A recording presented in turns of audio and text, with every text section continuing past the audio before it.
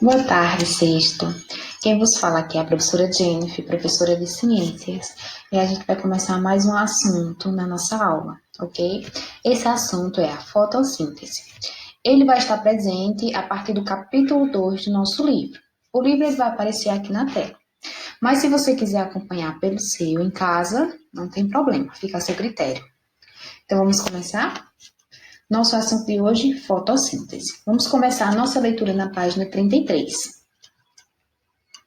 Vejam só, a página 33 começa dizendo que a semente de feijão, ela tem reserva de alimento. O que isso quer dizer? Aqui todo mundo já deve ter visto, quando o feijão ele se parte ao meio, existe uma partezinha branca. Essa partezinha branca que a gente encontra no feijão, ela serve de alimento para a planta que vai nascer, certo? Vamos ver. Esse início de desenvolvimento, ou seja, quando a planta começa a se desenvolver, é chamado de germinação da semente, ou seja, nascimento da planta. Germinação da semente é o nascimento da planta. Nas sementes de feijão, há uma reserva de alimento para a nova planta iniciar seu desenvolvimento, que foi o que a gente falou. Essa reserva ela vai durar apenas alguns dias. No entanto, a planta precisará de alimento. E de onde vem o alimento da planta? Vamos ver essa ilustração aqui embaixo. Veja, aqui a gente tem um solo propício, ou seja, que está pronto para receber a semente. Então, a semente ela vai ser plantada. Depois que ela é plantada, após alguns dias, começa então a nascer uma minúscula raiz, ou seja, uma raiz pequena. Depois que essa raiz começa a se desenvolver, a gente vai acontecer o que com o revestimento? Ele começa a se soltar. Esse revestimento é aquela parte marronzinha do feijão. Depois que esse revestimento se solta, começa então a surgir o que a gente chama de caule, certo? Podem ver que o feijão ele vai se dividir em dois aqui. Essas duas partes do feijão, que é onde vai estar a reserva de alimento, ou seja, o alimento que a planta vai utilizar, chamam-se de cotiledôneos. Mas vejam que a folhinha ainda está pequena, então ela consegue se alimentar através dos cotiledôneos. Porém, quando essa folha ela já está maior, olha o tamanho dos cotiledôneos, já não tem mais alimento para essa planta. Então, da onde ela vai buscar o alimento? Vejam só, todo ser vivo precisa de energia para sobreviver. Os animais conseguem essa energia através dos alimentos que ingerem. Nós, animais, conseguimos a energia que precisamos através dos alimentos. É através dos alimentos que conseguimos estudar, conseguimos andar, conseguimos correr, que o ser humano consegue crescer, ou seja, a criança consegue atingir seu crescimento. Mas e as plantas? A gente sabe que sem luz e sem água essa planta morre. Então a água e a luz, será que são alimento da planta? Vamos ver. Os animais e as plantas respiram, ou seja, tanto os animais quanto as plantas, elas fazemos respiração.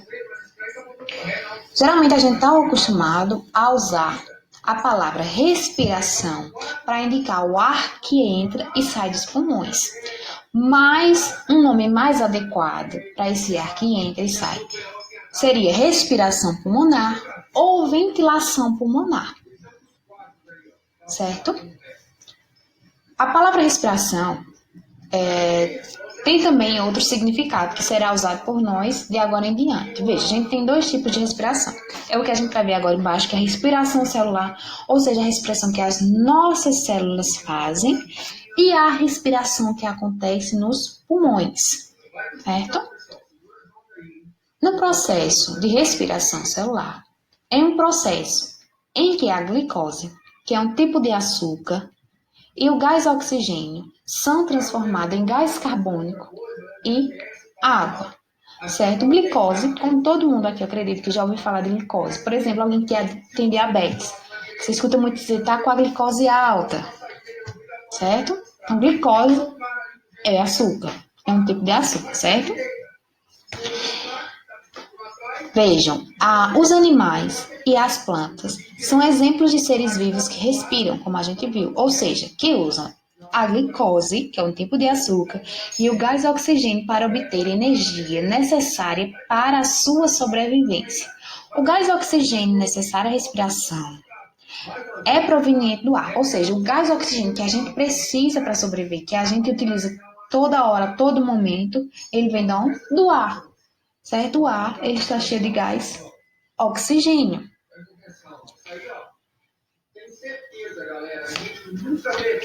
Então, o gás oxigênio é necessário para a respiração e é proveniente do ar, pois é um dos seus componentes, ou seja, um dos componentes do ar é o gás oxigênio. Mas e a glicose? Percebam que a gente precisa da glicose e do gás oxigênio, certo? O gás oxigênio a gente retira do ar. E a glicose? Bom, a glicose a gente obtém através do alimento. Ou seja, todo alimento que ele possui glicose e açúcar é da onde a gente vai obter a energia que a gente precisa. Ou seja, a glicose que a gente precisa, a gente obtém dos alimentos, certo?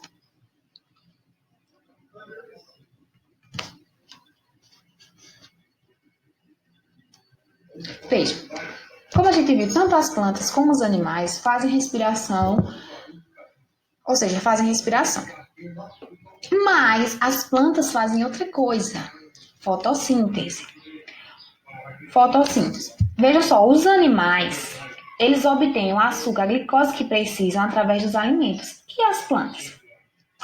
As plantas, elas vão obter essa glicose através de um processo chamado fotossíntese, certo? Nesse processo, a planta consome água e gás carbônico, um gás presente no ar. Ela vai consumir dois, certo? Água e gás carbônico. E vai produzir o açúcar, que é o alimento dela, e o gás oxigênio, que é o que a gente respira, certo? O açúcar mais comumente produzido na fotossíntese é a glicose, certo? Ou seja, é o açúcar que a planta utiliza. Vejam só, a planta é importantíssima. Vocês já viram que, falando desse desmatamento, ou seja, derrubada de árvores, o quanto isso prejudica o meio ambiente. Ou seja, a quantidade de gás carbônico vai ser muito grande quando a gente corta as plantas, por exemplo, as árvores. Por quê? Porque as plantas são elas que absorvem esse gás carbônico. Esse gás carbônico, ele em grande quantidade na atmosfera, ele acaba sendo tóxico, certo? Acaba destruindo a nossa camada de ozônio. É o mesmo gás, só que de uma forma um pouco diferente. Por exemplo, o gás que uma indústria, no seu processo de produção, que um carro ele libera quando ele está funcionando, certo? Então, por isso que as plantas elas são tão importantes, porque são elas que absorvem esse gás carbônico, certo? Que ele passa a ser tão tóxico em grande quantidade na atmosfera. E outro ponto importante é que as plantas são importantes porque são elas que produzem o gás oxigênio que a gente respira, certo? Sem as plantas, a gente não teria o gás oxigênio. Ou seja, se não tem gás oxigênio, não tem vida. Veja, além da água e do gás carbônico que a planta utiliza, ela vai precisar de outro fator super importante, que é iluminação adequada, ou seja, a luz solar. Se a planta ela não recebe luz solar, a planta não vai conseguir produzir seu próprio alimento, ou seja, seu alimento, então ela vai acabar morrendo, certo? Ela faz o que? Ela pega essa luz solar, que é uma energia solar, e transforma em energia química, certo? Então a gente percebe que a água e o gás carbônico não são alimentos das plantas, são substâncias que elas precisam para produzir a glicose. Mas elas também, além do gás carbônico e da água, vão precisar da luz solar, certo? Fora a luz solar, a água e o gás carbônico, a planta proporciona pigmento, ou seja, uma célulazinha que é quem vai dar a cor às folhas. Geralmente essa clorofila, ela dá a cor verde às folhas. Mas ela também está presente em plantas como, por exemplo, que tenham folhas avermelhadas, como vocês podem ver, folhas roxas, certo? Porque é a folha que vai absorver essa luz solar. E é a clorofila que é responsável por dar a cor às folhas.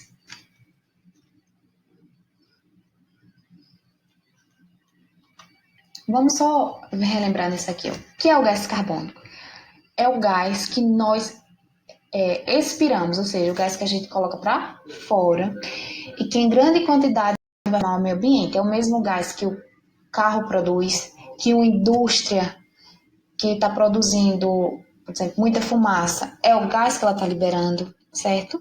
O gás oxigênio é o gás que a gente expira, ou seja, é o gás que a gente coloca para dentro e que sem ele não existiria vida.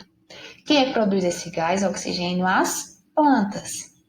Glicose é um tipo de açúcar que tanto as plantas quanto os animais necessitam para fazer suas atividades. Energia é tudo aquilo que permite a gente fazermos nossas atividades do dia a dia, por exemplo, estudar, correr, andar, trabalhar.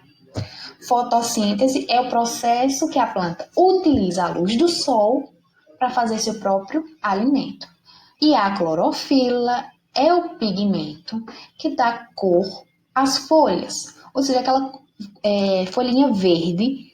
Quem dá aquela cor verde à folhinha da planta é a clorofila. Vejam só, sem luz não ocorre fotossíntese. Toda planta ela vai precisar de luz solar, certo? Se a planta não tem luz solar, ela não consegue fazer fotossíntese. E se a planta ela também recebe pouca luz solar, ou seja, ela não vai ter uma quantidade de luz que vai conseguir fazer uma grande quantidade de alimento para ela. Então, sem alimento suficiente, a planta acaba morrendo. Vejam só, de onde vem a água e o gás carbônico? A água, vocês puderam ver que ela é necessária para a planta, mas a planta obtém água através da onde? A água ela vai estar presente no solo e quem vai absorver essa água é a raiz da planta. Por isso que quando a gente vai aguar uma planta, não é necessário colocar água na folha, a gente tem que colocar água na terra, porque quem vai absorver essa água não são as folhas, é a raiz. A raiz é que vai absorver a água. Enquanto o gás carbônico, que é o gás que está presente no ar, que nós liberamos e que a planta, vamos dizer, ela absorve, de certa forma ajuda o ambiente, ela absorve através das folhas. O gás carbônico que a planta absorve, ela absorve através das folhas, certo? Existem pequenas estruturinhas nas folhas, pequenas célulazinhas que são chamadas de estômatos. Esses estômatos, eles abrem, essas células se abrem na folha para absorver esse gás carbônico, certo? Veja, tem dizendo aqui, as plantas comem terra? Claro que não, né? Quem já plantou percebeu que a terra ela não muda, não vai diminuindo com o tempo. A planta ela não come terra. A raiz dela vai absorver os nutrientes que estão na terra, como vocês podem ver aqui: nitrogênio, fósforo e potássio. A raiz então absorve o que está na terra. Por isso que a gente diz que existem solos férteis e solos inférteis. Os solos férteis são aqueles solos que têm esses três nutrientes: nitrogênio, fósforo, potássio, além de outros também. E solos inférteis não vão apresentar esses nutrientes que as plantas necessitam. Por isso que se você plantar no solo infértil, a planta ela não se desenvolve, porque não tem nutrientes que a raiz possa absorver. A importância da fotossíntese. E aí, vocês acham que a fotossíntese é importante ou não? Com certeza. Sem a fotossíntese, a planta não produz gás oxigênio que a gente precisa para respirar. Sem a fotossíntese, a planta morre e não tem como a planta servir de alimento para outros animais, certo? Então, por isso, as plantas são importantíssimas. Todo o gás oxigênio que está na nossa atmosfera, que a gente utiliza, quem produz são as plantas. E todo o gás carbônico, que não é, vamos dizer assim, que em grande quantidade acaba sendo um gás tóxico, quem absorve e quem limpa, vamos dizer, que deixa o meio ambiente mais limpo são as plantas. Prestem atenção o que cada estrutura faz.